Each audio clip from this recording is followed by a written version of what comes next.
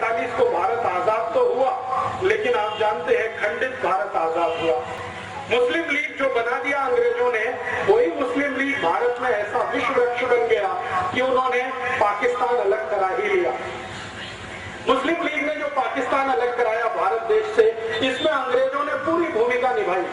और अंग्रेजों का ये था कि मुस्लिम लीग को भारत में इतना बढ़ावा दो कि ये कांग्रेस के हिंदू नेताओं से थोड़ी बड़ी संस्था हो जाए।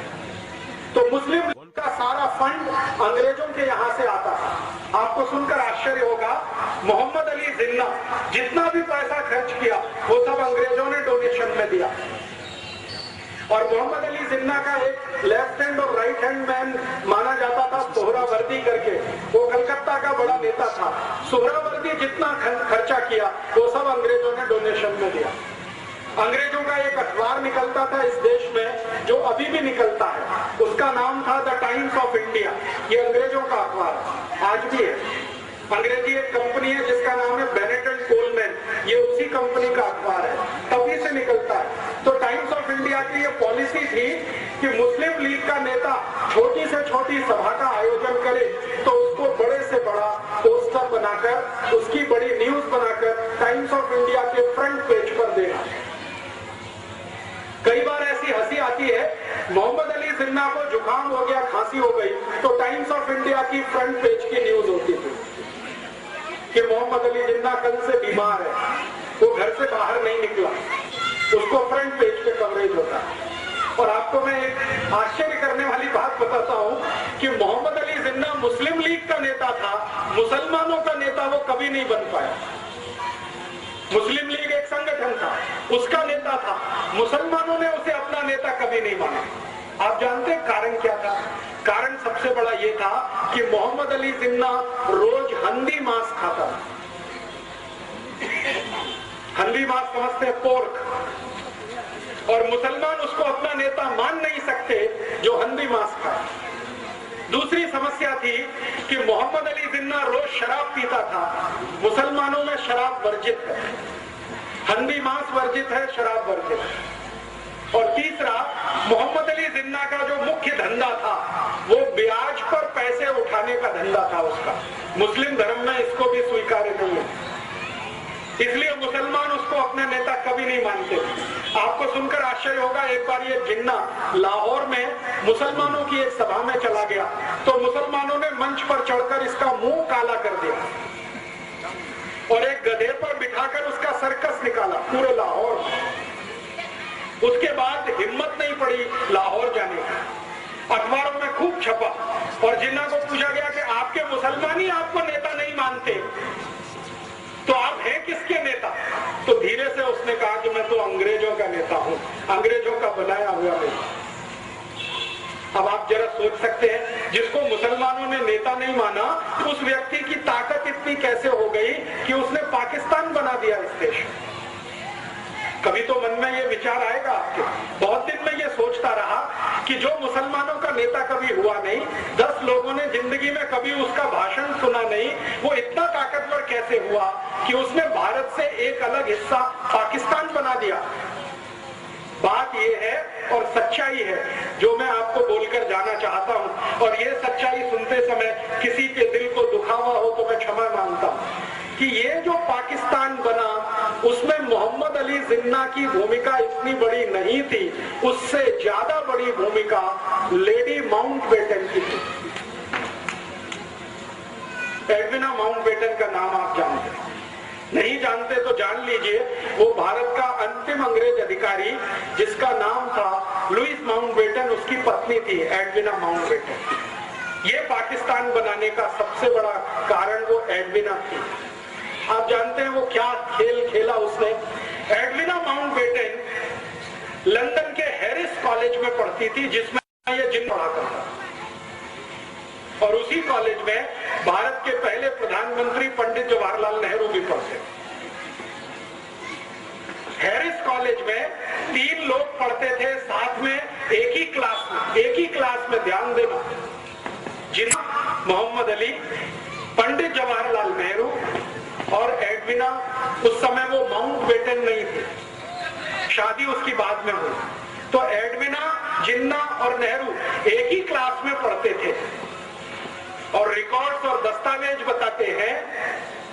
कि एडविना से दोनों लगे हुए थे। ये डॉक्यूमेंट्स बताते हैं। और एडविना इतनी चालाक महिला थी कि दोनों को हैंडल करती थी, इतनी चालाक। एक को सवेरे मॉर्निंग में, दूसरे को शाम में, दोनों को हैंडल करती। और जिन्ना और नेहरू का सबसे बड़ा जो झगड़ा होता था वो एडविना को लेकर। ये झगड़ा वहां से शुरू हुआ, हैरिस कॉलेज से। नेहरू जी पढ़ाई करके वापस आ गए, जिन्ना भी पढ़ाई करके वापस आ गया। दोनों ने यहाँ इस देश में वकालत करने की कोशिश की, लेकिन चली नहीं। न नेहरू जी की वकालत चली, न जिन्ना की वकालत चली। दोनों बैरिस्टर थे, उनको जिंदगी में कभी कोई केस ही नहीं मिला लड़ने के लिए। कारण समझते हैं? कारण बिल्कुल स्पष्ट है कि केस उसको मिलता है जिसके जीतने की संभावना होती है। नेहरू जी के बारे में सब जानते थे कि इसको कोई दम नहीं है जो जीत पाएगा एक भी केस। तो वकालत चली नहीं, तो नेहरू जी कांग्रेस में ज्वाइन हो गए। उनके पिताजी ने उनको कांग्रेस में डाल दिया। पिताजी का सपना था कि मैं नहीं तो मेरा बेटा कोई ना कोई दिन देश के बड़े पद पर आना। उसके लिए मोतीलाल नेहरू ने एक पार्टी बनाई जिसका नाम था स्वराज्य पार्टी। और अंग्रेजों से उन्होंने तालमेल करके इस देश में सरकार बनाने का काम भी किया।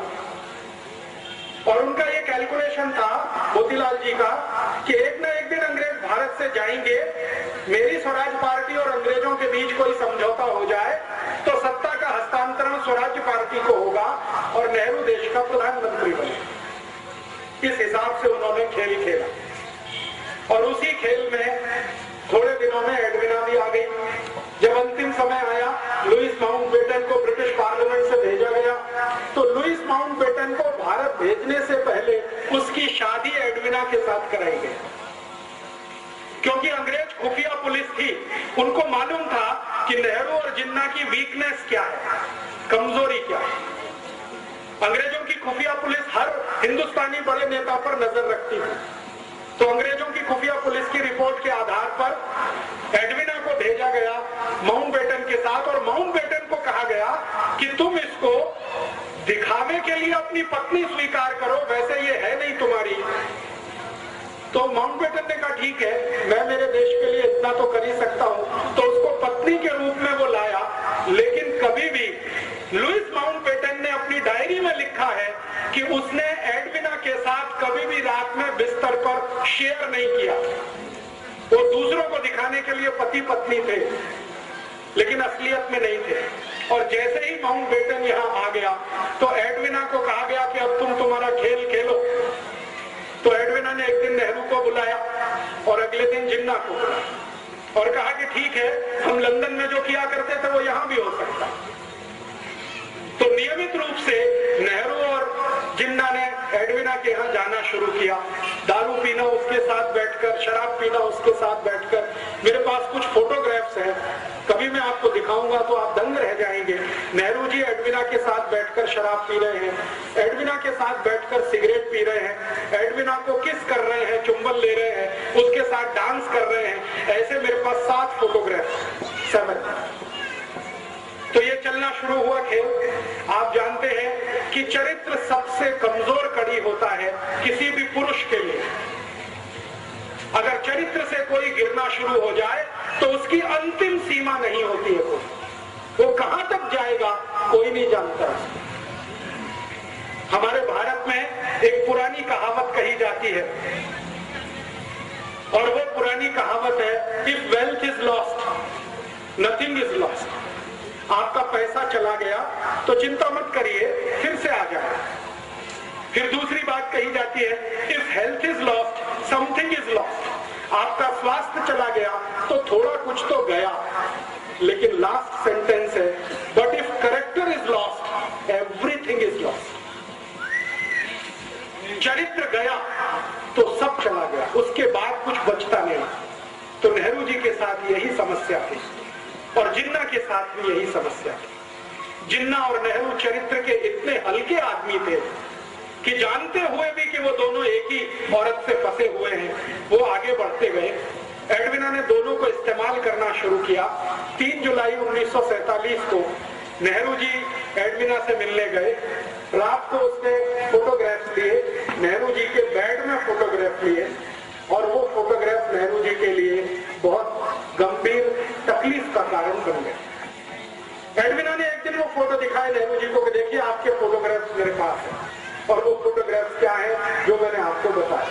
अगर ये रिलीज कर दिया जाए पूरे भारत में तो आपकी क्या हैसियत होगी, और आपको जो सबसे आगे बढ़ाने वाला व्यक्ति है महात्मा गांधी, उनकी क्या हालत होगी। तो नेहरू जी ने एडविना को पूछा कि आखिर तुम चाहती क्या हो। तो उसने कहा कि एक पेपर है, उस पर आप साइन कर दीजिए। तो नेहरू जी ने कहा वो पेपर क्या है। तो उन्होंने कहा पेपर है कि भारत का बंटवारा करना है, हिंदू और मुसलमान के आधार पर करना, आप इसको साइन कर दीजिए। तो नेहरू जी ने कहा कि मेरी कांग्रेस वर्किंग कमेटी से पूछ लेता हूं। तो एडविना ने कहा इतना वक्त नहीं है मेरे पास, आप साइन करते हैं या कल ये फोटोग्राफ टाइम्स ऑफ इंडिया में छपते। नेहरू जी सरेंडर हो गए। रात को 3 बजे 3 जुलाई 1947 रात को 3 बजे उन्होंने भारत पाकिस्तान बंटवारे के पेपर्स पर साइन किए। अगले दिन सवेरे उसने जिन्ना को बुलाया एडविना, और जिन्ना के साथ उसने यही खेल खेला। उन्होंने कहा मिस्टर जिन्ना आपके कुछ फोटोग्राफ्स मेरे पास हैं, आप चाहें तो मैं उन्हें टाइम्स ऑफ इंडिया में रिलीज करती हूं। तो जिन्ना बौखला गया। जिन्ना को मालूम नहीं था कि वो बहुत शातिर महिला है। हमारे भारत में इतिहास में आपने सुना है विष कन्याएं होती थी, विष कन्याएं, एडविना वही थी, विष कन्या। तो जिन्ना परेशान, अपने फोटो देख के परेशान, क्योंकि जिन्ना का फोटो तो नेहरू जी से भी ज्यादा आपत्तिजनक अवस्था में था। अभी को मैं खोलकर नहीं कहना चाहता क्योंकि कैमरे पर रिकॉर्डिंग हो रही। तो जिन्ना तो और भी परेशान। तो उसने कहा नहीं नहीं ये फोटोग्राफ्स रिलीज मत करिए। तो उन्होंने कहा ठीक है आप फिर पेपर साइन कर दीजिए। तो जिन्ना ने कहा कि मैं तो मुसलमानों का नेता ही नहीं हूं। तो उन्होंने कहा हम बनाएंगे ना, आपको चिंता मत करिए, हम बनाएंगे आपको मुसलमानों का, आप पेपर साइन करिए। तो 4 जुलाई को शाम को करीब 2:30-3 बजे जिन्ना से हस्ताक्षर लिए, 3 जुलाई को सवेरे 3 बजे नेहरू जी से हस्ताक्षर लिए, और वो अगले दिन अखबार में आ गया कि भारत और पाकिस्तान 2 अलग देश बनेंगे, पाकिस्तान मुसलमानों को मिलेगा, भारत हिंदुओं को मिलेगा, और इस तरह से देश का बंटवारा हो गया। इस बंटवारे में अगर आप देखना चाहें कि विलेन कौन है तो आपको बिल्कुल साफ दिखाई देगा। अगर मुझसे कोई पूछे तो पहला विलेन इस बंटवारे में पंडित जवाहरलाल नेहरू, दूसरा विलेन मोहम्मद अली जिन्ना। और मैं पंडित नेहरू को पहला विलेन क्यों मानता हूं, मैं आपको एक दूसरी घटना बताता हूं जो इतिहास में अभी दर्ज नहीं है, लेकिन डॉक्यूमेंट्स में वो घटना घटित है, डॉक्यूमेंट्स में उसका जिक्र है। वो घटना क्या है? घटना ये है कि भारत पाकिस्तान बंटवारा हो गया जिन्ना के हस्ताक्षर और नेहरू के हस्ताक्षर से। थोड़े दिन के बाद गांधी जी को यह पता चला। गांधी जी को पता चला तो गांधी जी ने अपना सिर पीटा। आप में से कोई शायद ये बात नहीं जानता है, गांधी जी को एक आदत थी, और वो आदत ये थी कि वो अपने पर जब गुस्सा करते थे तो अपना सिर पीटते थे, ऐसे करके बहुत तेज मारते थे, घूंसों से मारते थे, अपने को मारते थे। जिस दिन गांधी जी को पता चला कि नेहरू ने बंटवारे के पेपर्स पर हस्ताक्षर किए, उस दिन उन्होंने अपने को पीटा और उन्होंने कहा कि अब मैं जिंदा नहीं रहना चाहता, क्योंकि मैंने जिसको आगे बढ़ाया वो इतना कमजोर निकलेगा ये मुझे नहीं मालूम। परिणाम क्या हुआ? गांधी जी ने जिन्ना को बुलाया और कहा कि भाई तुम ये बंटवारा क्यों कर रहे हो? तो जिन्ना ने कहा बापू मैंने हस्ताक्षर कर दिए हैं, लेकिन आप मुझे एक वचन दो तो मैं मेरा एक एफिडेविट लगाने को तैयार हूं, और एडविना ने मेरे साथ जो ब्लैकमेलिंग किया है वो सबको बताने को तैयार हूं। गांधी जी ने पूछा क्या? उन्होंने कहा कि मुझे भारत का प्रधानमंत्री बनवा दो। गांधी जी ने कहा बस इतनी ही मांग है तुम्हारी? उन्होंने कहा मुझे प्रधानमंत्री बनवा दो, मुझे पाकिस्तान नहीं चाहिए। तो गांधी जी ने कहा ठीक है मैं विचार करूंगा तुम्हारी मांग। अगले दिन नेहरू को बुलाया और नेहरू से कहा कि देखो जिन्ना तैयार है, वो एफिडेविट देना चाहता है, एडविना ने कुछ ब्लैकमेलिंग किया है, वो पूरे देश को बताना चाहता है, उसकी एक ही शर्त है कि भारत का प्रधानमंत्री उसे होना। बोलो। तो नेहरू जी ने कहा कि बापू, जिन्ना को भारत का प्रधानमंत्री तो क्या, मैं मेरे ऑफिस का चपरासी नहीं बना सकता, कारकुन नहीं बना सकता। तो गांधी जी ने कहा तुमको जिन्ना से इतनी दुश्मनी क्यों है? तुम दोनों साथ साथ पढ़े लंदन में हैरिस कॉलेज में, तुमको स्कॉलरशिप मिली, जिन्ना को स्कॉलरशिप मिली, साथ में जिस स्कूल में तुम पढ़े, साथ में रहे 15 साल, और तुम में दोस्ती इतनी ज्यादा थी, अब ये दुश्मनी इतनी क्यों? तो नेहरू जी ने असलियत नहीं बताई। जिन्ना और नेहरू जी की जो दुश्मनी थी उसका कारण था एडविना, और कोई दूसरा कारण नहीं। गांधी जी को बताया नहीं। नेहरू जी ने कहा कि मैं तो प्रधानमंत्री तो क्या चपरासी नहीं बना सकता। तो गांधी जी ने कहा कि फिर क्या होगा, देश का बंटवारा। तो उन्होंने कहा कि ठीक है, बंटवारा हो जाए, मुझे उसमें कोई आपत्ति नहीं। तो गांधी जी ने कहा कांग्रेस तो तैयार नहीं है इसके लिए। तो उन्होंने कहा ठीक है, कांग्रेस थोड़े दिन में तैयार हो जाएगी। ऐसे करके गांधी जी और नेहरू जी का वार्तालाप पूरा हुआ। फिर गांधी जी ने कांग्रेस वर्किंग कमेटी की मीटिंग बुलाई। 15 उसमें सदस्य थे। उन 15 सदस्यों के सामने गांधी जी ने कहा कि भारत आजाद होगा, लेकिन दुख है कि बंटवारे के साथ कौन प्रधानमंत्री बने। तो गांधी जी ने एक फॉर्मूला दिया कि कांग्रेस वर्किंग कमेटी जिसको अपना अध्यक्ष चुनेगी वो भारत का प्रधानमंत्री होगा। तो वोट डालने का काम किया गया। कांग्रेस वर्किंग कमेटी में वोट डाला, 15 लोगों ने वोट डाला, तो 13 लोगों का वोट सरदार वल्लभ भाई पटेल के पक्ष में गया। 13 लोग। एक वोट पंडित जवाहरलाल नेहरू के पक्ष में गया, और एक व्यक्ति कांग्रेस वर्किंग कमेटी में एब्सेंट हो गया, वो वोट डालने नहीं आया। और जो व्यक्ति एब्सेंट था वो अनुग्रह नारायण सिन्हा नाम के एक व्यक्ति थे, पटना से थे, बिहार से, वो एब्सेंट हो गए। तो एक वोट नेहरू को, 13 वोट पटेल को। गांधी जी के फॉर्मूले के अनुसार पटेल भारत के प्रधानमंत्री बने, क्योंकि वर्किंग कमेटी ने अध्यक्ष चुना। जब नेहरू जी को पता चला कि वो इलेक्शन में हार गए, तो वो फिर गांधी जी के पास आए, और उन्होंने जो वाक्य बोला वो मैं आपको ऐसे का ऐसे ही सुनाता। उन्होंने कहा बापू, अगर मैं भारत का प्रधानमंत्री नहीं बना तो कांग्रेस को तोड़ दूंगा, और टूटी हुई कांग्रेस से अंग्रेजों का समझौता होगा, और पावर ट्रांसफर मुझे होगी, क्योंकि अंग्रेजों ने पहले से ये तय किया हुआ। और ये बात सही है। ब्रिटिश पार्लियामेंट में ये तय हो गया था कि भारत में कभी सत्ता का हस्तांतरण करना पड़े तो नेहरू के हाथ में ही सत्ता देनी है। क्यों? क्योंकि विंस्टन चर्चिल और क्लेमेंट आर एटली, जो दो बड़े लीडर थे उस समय इंग्लैंड के, एटली प्राइम मिनिस्टर था, Churchill leader of the opposition था, दोनों का ये मानना था कि ये नेहरू अपना ही आदमी है, शरीर से देखने में हिंदुस्तानी है, आत्मा इसकी अंग्रेजों वाली है, इसको सत्ता दे दो तो भारत हमारे ही कब्जे में रहेगा, ऐसा मान लो। तो ब्रिटिश पार्लियामेंट ने प्रस्ताव कर दिया था। नेहरू जी को उसकी जानकारी हो गई थी। नेहरू जी ने इस पर गांधी जी को ब्लैकमेल किया और कहा कि मैं अगर सत्ता में नहीं आया तो कांग्रेस को तोड़ूंगा। और अंग्रेजों ने घोषणा की थी कि कांग्रेस अगर टूट भी गई तो नेहरू वाली कांग्रेस को वो पावर ट्रांसफर करके भारत से चले जाएंगे। तब गांधी जी ने सरदार पटेल को बुलाया और कहा कि अब क्या करना है। तो सरदार पटेल ने कहा कि देश का एक बंटवारा और हो, ये मुझे मंजूर नहीं है, मैं मेरा वापस लेता हूं, आप नेहरू को प्रधानमंत्री पद की शपथ करवाइए। तो गांधी जी ने कहा कि मैं प्रधानमंत्री पद की शपथ उसको नहीं करा सकता, क्योंकि मेरा दिल अब उससे हट गया है। ये जरूर है कि तुम मंत्रिमंडल में आ जाओ, डिप्टी प्राइम मिनिस्टर की पोस्ट पे रहो, ताकि नेहरू के ऊपर कंट्रोल रहे, और मैं तो जाऊंगा नहीं ऐसे किसी समारोह में जहां नेहरू को प्रधानमंत्री पद की शपथ दिलाई जाएगी। और आप जानते हैं कि 15 अगस्त 47 को जब शपथ ग्रहण समारोह हुआ, गांधी जी उसमें नहीं गए। गांधी जी नहीं गए। गांधी जी उस समय बंगाल के एक गांव में थे, नोआखाली में। ये गांव अभी बांग्लादेश में चला गया। तो नोआखाली के गांव में गांधी जी थे। करीब करीब दिल्ली से ये 1700 किलोमीटर दूर है नोआखाली। गांधी जी दिल्ली में नहीं थे। ट्रांसफर ऑफ पावर हुआ है।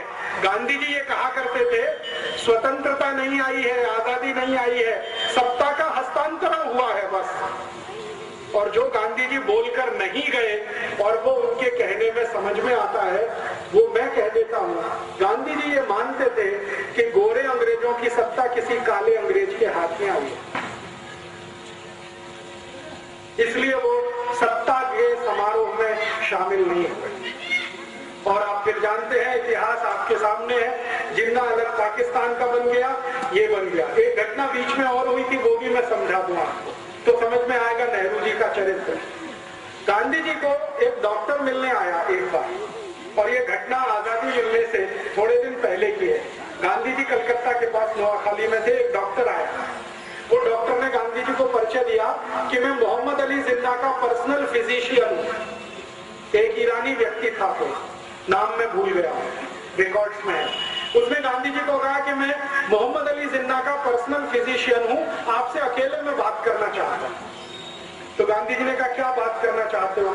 तो उन्होंने कहा अकेले में, सबके सामने नहीं। तो गांधी जी उसको कमरे में लेके गए। अंदर जो बातचीत गांधी जी ने की, उन्होंने कहा कि देखो मेरी एक संकल्प है। गांधी जी ने डॉक्टर को कहा कि मेरी बातचीत में कोई तीसरा जरूर रहता है जो उसको नोट करता है, लिखता है। मैंने आपको क्या कहा, आपने मुझे क्या कहा? तो उन्होंने कहा वो कौन व्यक्ति है? उन्होंने कहा मेरा सेक्रेटरी प्यारेलाल, वो भी यहाँ रहेगा। तो डॉक्टर ने कहा ठीक है, उससे मुझे कोई बांधा नहीं, माने तकलीफ नहीं, आप बुला लो। तो प्यारेलाल जी को बुलाया और गांधी जी ने कहा कि मैं और ये बात करेंगे, एक एक शब्द लिखना। प्यारेलाल जी बहुत फास्ट लिखते थे, शॉर्ट हैंड में लिखते थे, बाद में उसका ट्रांसक्रिप्शन करते। तो डॉक्टर ने जो बताया गांधी जी को, गांधी जी परेशान हो गए वो सुन के। उन्होंने कहा कि मोहम्मद अली जिन्ना का मैं डॉक्टर हूं और ये जिन्ना बहुत जल्दी मरने वाला है। गांधी जी ने पूछा क्यों? तो उन्होंने कहा इसको बोन टीबी है, इसकी रीढ़ की हड्डी पूरी गल चुकी है, इसका नर्वस सिस्टम ज्यादा दिन काम नहीं करेगा। तो गांधी जी ने कहा कितने दिन जिंदा रहेगा? तो डॉक्टर ने कहा हो सकता है 2-3 महीने भी जिंदा ना रहे। तो डॉक्टर को पूछा गांधी जी ने आप क्या चाहते हैं? तो उन्होंने कहा मेरी इच्छा है कि आप किसी तरह नेहरू को समझा दो, 2-3 महीने ये जिंदा रहेगा, इसको भारत का प्रधानमंत्री बना दो, देश का बंटवारा तो नहीं होगा। तो गांधी जी ने कहा कि तुम्हारी यह बात में अगर सच्चाई है तो मैं जरूर प्रयास करूंगा। फिर उन्होंने नेहरू को बुलाया और कहा देखो नेहरू, ये मरने वाला है जिन्ना, ज्यादा दिन जिंदा नहीं रहेगा, इसको बोन टीबी हो गई है, इसका डॉक्टर कहता है कि 2-3 महीने से ज्यादा जिंदा नहीं रहेगा, तुम क्यों अड़े हुए हो? इसको प्रधानमंत्री बन जाने दो, 2-3 महीने के बाद तुम बन जाना, देश तो एक रहेगा। तब नेहरू ने फिर वही बात की कि मैं जिन्ना को मेरे ऑफिस का चपरासी नहीं बना सकता, प्रधानमंत्री कैसे बनने दूं? तो नेहरू की जिद और जिन्ना का ब्लैकमेलिंग, ये दोनों मिलकर भारत का बंटवारा कर गए और इसमें भारत टूटा। भारत और पाकिस्तान दो अलग देश बने, किसी सिद्धांत के आधार पर नहीं, कोई विचार के आधार पर नहीं, सिर्फ प्रधानमंत्री पद की कुर्सी के कारण। और मैं अभी सब लोगों को ये बोलता हूं कि नेहरू जी तो स्वर्गवासी हो गए 1964 में, लेकिन उनकी आत्मा अब भारत के उन सब नेताओं में प्रवेश कर चुकी है जो कुर्सी के लिए कुछ भी करने को तैयार। वो तो मर गए 27 मई 1964 को। और आप में से शायद कोई जानता है या नहीं, नेहरू जी की मृत्यु बहुत ही दुखद थी। उनको सबसे खराब वो बीमारी हुई थी जिसको सेक्सुअल ट्रांसमिटेड डिसीज कहा जाता है, STD, आज का एड्स कह सकते हैं। STD उनको था और उनकी मृत्यु के समय जिस डॉक्टर ने उनको एग्जामिन किया था वो बताता है कि नेहरू जी का शरीर सड़ गया, कीड़े पड़ गए थे। बहुत दुखद मृत्यु थी। नेहरू जी की मृत्यु के समय उनके परिवार की जो महिला उनके साथ में थी, उसकी लिखी हुई डायरी में ये है कि नेहरू जी के अंग सड़ गए थे, शरीर के कीड़े पड़ गए थे उसमें, इसलिए वो प्रधानमंत्री पद से छुट्टी लेकर देहरादून गए थे छुट्टी बिताने के लिए, लेकिन वहां से वापस नहीं आए, तो वो तो चले गए, पाकिस्तान बनवा गए इस देश में। जिन्ना का क्या हुआ, भारत पाकिस्तान जैसे ही अलग हुए उसके लगभग 7वें महीने में जिन्ना मर गया। बंटवारा हो गया 14 अगस्त 1947 और इसके ठीक 7वें महीने में जिन्ना मर गया। तो उधर पाकिस्तान जिसने बनाया वो पाकिस्तान का मजा नहीं ले पाया कभी, और पाकिस्तान जिनके लिए बनाया वो पाकिस्तान कभी गए नहीं। आप जानते हैं पाकिस्तान बनाने का जो सबसे बड़ा लॉजिक था वो ये कि भारत में रहने वाले मुसलमान वहां जाएंगे और उनके लिए पाकिस्तान बनेगा। वो यहां से गए नहीं, वो यहां है, शिया हो चाहे सुन्नी हो, वो भारत में ही है, वो पाकिस्तान गए नहीं। और जिन्होंने कभी पाकिस्तान मांगा नहीं उनके सिर पर यह पाकिस्तान थोप दिया गया। वो अफगानिस्तान की सीमा पर रहने वाले जो बलूची लोग हैं ना, उनके ऊपर जबरदस्ती ये थोप दिया। आज पाकिस्तान क्या है आप जानते हैं, सारा का सारा पाकिस्तान ऐसी समस्याओं से घिरा हुआ है जो उसके जन्म से शुरू हुई, और जन्म से जो समस्या शुरू हुई जिन्ना के द्वारा, उसी का दुष्परिणाम है कि आज तक उस देश में कभी लोकतंत्र नहीं रह पाया, प्रजातंत्र नहीं रह पाया, हमेशा किसी सैनिक ने उसका शासन किया। और आज भी आप जानते हैं परवेज मुशर्रफ उन्हीं सैनिकों का रूप है जो जिन्ना के द्वारा पल्लवित और पोषित हुए। लेकिन भारत को एक बड़ा नासूर दे गए, और वो नासूर ये भारत के 3 विलेन, एक जिन्ना, नेहरू और एडविना, ये 3 विलेन को मैं मानता हूं भारत के बंटवारे के लिए जिम्मेदार।